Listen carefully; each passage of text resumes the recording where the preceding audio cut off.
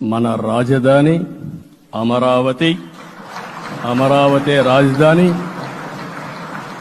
విశాఖపట్నం ఆర్థిక రాజధానిగా, ఒక ప్రత్యేకమైన సిటీగా, ఆధునికమైన నగరంగా తయారు చేసుకుందాం.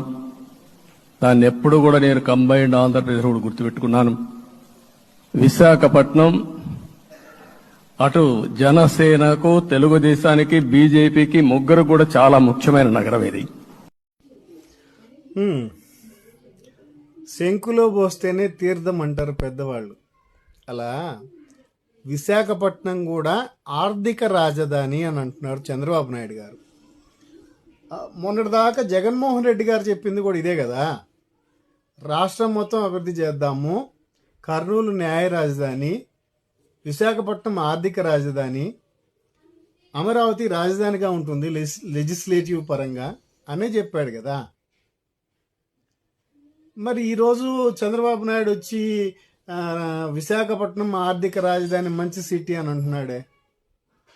పోనీ అమరావతి రాజధాని కట్టేదానికి ఎంత డబ్బు ఖర్చు అవుతుంది, ఎన్ని వేల ఎకరాలు కావాలి, ఇప్పుడైనా ఒకసారి స్టేట్మెంటు జెన్యున్గా ఇస్తారని చెప్పి పవన్ కళ్యాణ్ని, చంద్రబాబు నాయుడిని కోరుతున్నాను.